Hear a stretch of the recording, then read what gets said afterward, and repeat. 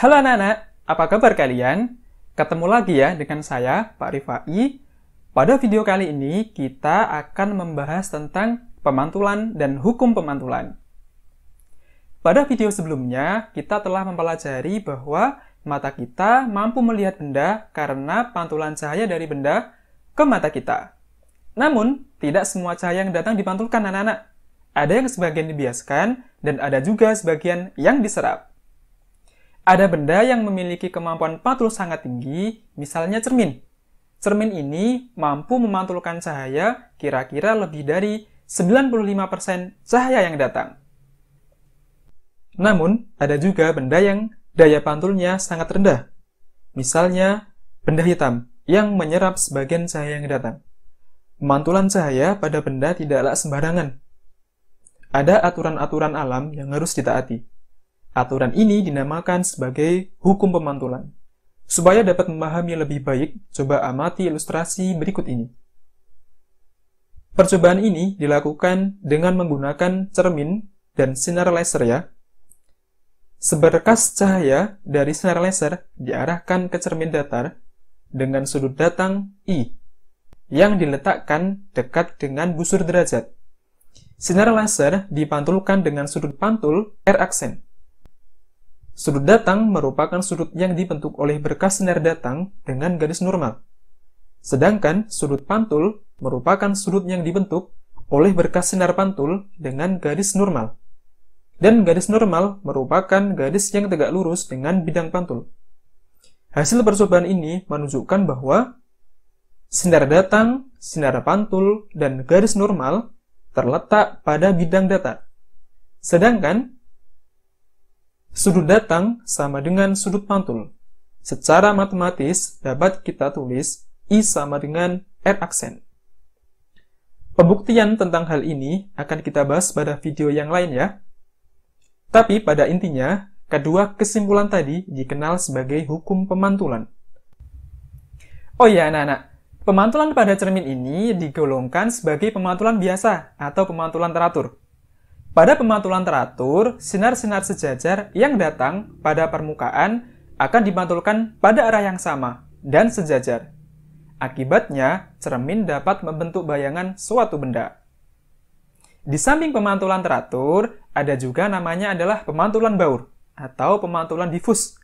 Pada pemantulan baur, sinar-sinar yang datang dipantulkan ke segala arah. Permukaan baur ini terjadi pada permukaan benda yang tidak rata. Misalnya adalah pemantulan pada kayu atau pemantulan pada tanah. Pada ilustrasi berikut, pemantulan baur yang terjadi pada kayu, kita bisa melihat bahwa berkas cahaya yang datar dipantulkan ke berbagai arah sehingga kita dapat melihat kayu ini pada posisi A, B, C, atau D. Apakah pada kasus ini tetap mengikuti hukum pemantulan ya? Coba kita lihat secara detail. Sinar datang pada sudut I1 mengenai bidang pantul 1 dengan garis normal putih yang putus-putus ini ya, dan tegak lurus dengan bidang pantul 1. Ternyata, sinar akan dipantulkan dengan sudut R1 aksen. Kemudian, sinar lain datang dengan sudut datang I2, mengenai bidang pantul 2, dengan garis normal putih yang putus-putus dan tegak lurus dengan bidang pantul 2. Ternyata, sinar akan dipantulkan dengan sudut R2 aksen.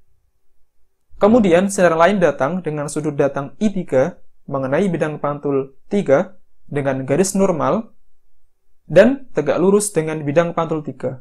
Ternyata sama, sinar akan dipantulkan dengan sudut R3 aksen. Dari sini kita dapat menyimpulkan kalau hukum pemantulan juga berlaku pada pemantulan difus. Jadi, tidak hanya berlaku untuk cermin saja ya. Coba perhatikan contrasting cases berikut.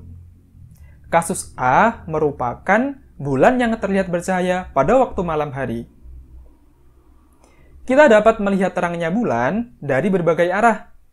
Sedangkan pada kasus B, terdapat sebuah apel yang pada bagian tertentu terlihat berkilau saat kita melihatnya. Namun pada daerah yang lain, tidak terlihat berkilau.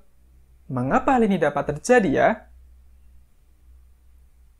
Kita tahu bahwa dari masing-masing kasus benda tadi sama-sama memantulkan cahaya ke mata kita. Namun, ada yang berbeda. Bulan terlihat terang dari arah manapun, namun apel hanya bagian tertentu saja yang terlihat berkilau. Mari kita bahas. Cahaya bulan berasal dari cahaya matahari yang datang ke bulan, lalu kemudian dipantulkan ke mata kita. Jadi, cahaya bulan yang biasa kita lihat pada waktu malam hari sebenarnya adalah cahaya matahari yang dipantulkan oleh bulan ke mata kita. Dan uniknya, mau pengamatnya dimanapun, bagian-bagian bulan terlihat sama terangnya. Sebenarnya, orang yang pertama kali mengamati fenomena ini adalah Pak Galileo Galilei. Beliau menyimpulkan bahwa karena bulan bisa dilihat dari berbagai arah, tentunya permukaan bulan tidak rata atau kasar. Sehingga jika permukaan suatu benda tidak rata, maka cahaya akan dipantulkan ke berbagai arah. Sehingga cahaya akan dipantulkan secara baur oleh bulan ke berbagai arah.